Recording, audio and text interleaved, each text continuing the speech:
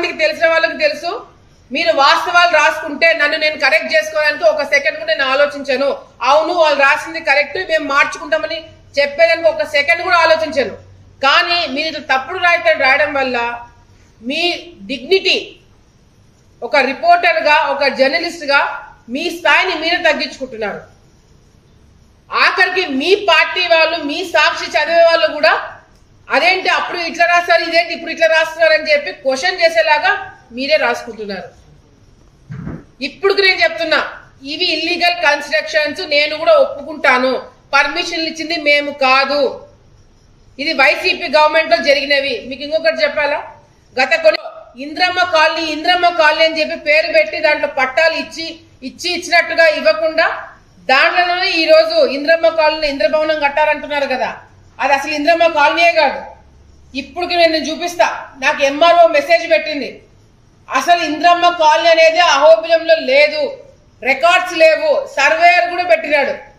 ఇంతవరకు ఎవరైతే ఇంద్రమ్మ పేరు మీద పట్టాలు ఇచ్చినారో అహోబిలంలో అవన్నీ కూడా ఫేక్ పట్టాలంట. ఇది వైసీపీ గవర్నమెంట్ లో జరిగినవి, ఇది మీ హయాంలో జరిగినవి.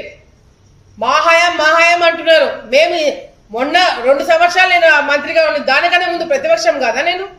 మా కుటుంబం ప్రతిపక్షంలో లేదా? 20 సంవత్సరాల నుంచి ప్రతిపక్షంలో లేమా మేము? అధికారం పార్టీలో ఉండింది ఎవరండి? అధికారం పార్టీలో ఉండింది ఎవరు? గంగుల కుటుంబం కాదా? మళ్ళీ వారి గురించి ఎందుకు రాయని మీరు? వాళ్ళు చేస్తే ఒకటా, మేము చేయకపోయినా కూడా మేము చేసినట్టుగా మీరు సృష్టిస్తారా? సో దయచేసి ఇప్పుడు కూడా నేను చెప్తున్నా, ఒకటి ఈ రెండిట్లో ఏది నమ్మాలా? ఈ 2 సాక్షి పేపర్లో వచ్చినవే, కానీ ఒకటి ఒకలాగుంది, ఒకటి ఇంకోలాగుంది.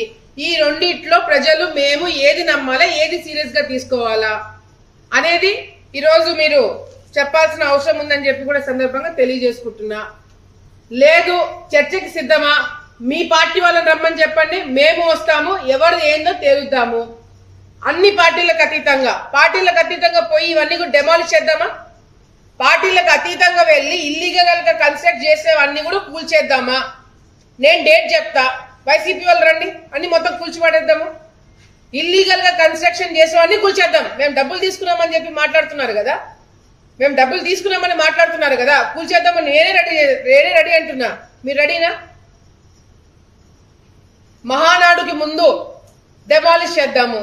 సాక్షి వాళ్ళు డేట్ చెప్పండి, వైసీపీ వాళ్ళు రండి, దగ్గరుండి అధికారులు అందరి దగ్గరుండి అన్ని పార్టీలు కలిసి ఒక మంచి కార్యక్రమం చేశాక మంచి పేరు తెచ్చుకుందాం.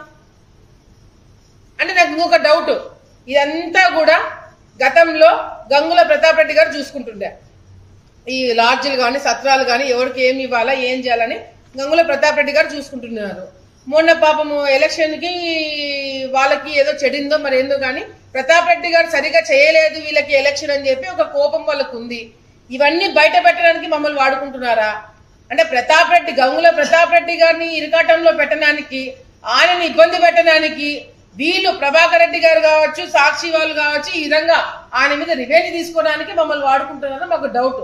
అది కూడా ఒకసారి క్లారిఫికేషన్ ఇస్తే బాగుంటుంది. లేకపోతే ఒక అవాస్తవము ఫ్రంట్ పేజీలో వేసి మీరు ప్రజల్ని మభ్య పెట్టడానికి చూస్తున్నారు.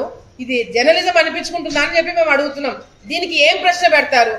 దీనికి ఏం సమాధానం చెప్తారు? ఈ రాష్ట్ర రిపోర్టర్ బయటకు వచ్చి సమాధానం చెప్పగలుగుతాడా? లేదు ఇది కరెక్ట్ ఇది రాంగ్ అని చెప్పగలుగుతాడా? మీ ముందరే చూపిస్తున్నా కదా ఏ విధంగా వర్డ్స్ ట్విస్ట్ అండ్ టర్న్ చేశారనేది మీకే చూపిస్తున్నాను. సో దీనికి సాక్షి వాళ్ళు ఏం సమాధానం చెప్తారు, వైసీపీ వాళ్ళు ఏం సమాధానం చెప్తారని చెప్పి ఈ సందర్భంగా నేను అడుగుతున్నాను. పైన మోదీ గారు వస్తున్నారని తెలుసుకొని అక్కడ ఒక చిన్న ఘటన జరిగింది. ఆ ఘటన జరిగిన దానికి మేమందరం కూడా బాధపడుతున్నాం. భక్తులు ఎవరైతే చనిపోయినారో దానికి మేమందరం కూడా బాధపడుతున్నాం. కానీ దానికి రాజకీయం చేసి గోడ కూలిపోయిన దానికి అధికారులు ఎవరన్నా బ్లేమ్ చేసి నువ్వు ఆవేశంలో మాట్లాడినా అర్థం ఉంది. గోడ కూలిపోయిన దానికి చంద్రబాబు నాయుడుకి ఏం సంబంధం అండి? గోడ కూల్చేసింది చంద్రబాబు నాయుడు అంట. ఆయనకేం పని గోడ కూల్చేయడానికి? చనిపోయిన కుటుంబాలకి ₹1 కోటి ఇవ్వాలంట. జగన్ అనే వ్యక్తి ముఖ్యమంత్రిగా ఉన్నప్పుడు గ్యాస్ లీకేజ్ వల్ల చనిపోయిన బాధితులకి ₹1 కోటి ఇచ్చినాడంట. అది కూడా అవాస్తవము. ఎవరొకరు వాస్తవాలు మాట్లాడండి. వైసీపీ వాళ్ళన్నా మాట్లాడండి, సాక్షి వాళ్ళన్నా మాట్లాడండి. ఆ రోజు ₹1 కోటి ఇచ్చింది వైసీపీ ప్రభుత్వం కాదు, కంపెనీ వాళ్ళు ఇచ్చినారు. కంపెనీ వాళ్ళు ఇచ్చారు, ప్రభుత్వం ఇవ్వలేదు. మా దగ్గర లిస్ట్ ఉంది. మీ ప్రభుత్వంలో జరిగిన సంఘటనలకి మీరు ఎంత ఇచ్చినారు. మొన్న విజయవాడలో వరదలు వస్తే ₹1 కోటి ఇస్తారని చెప్పి తప్పించుకుని తిరుగుతున్నాడు జగన్మోహన్ రెడ్డి గారు. ఎవరో ఒకరు వాస్తవాలు మాట్లాడాలి కదా. కింద స్థాయి నుంచి పై స్థాయి వరకు ఎవరు వాస్తవాలు మాట్లాడరు, ఎవరు వాస్తవాలు రాయట్లేదు. సో దీనికి ఎవరు సమాధానం చెప్తారనేది కూడా మేము సాక్షి వాళ్ళని ఈరోజు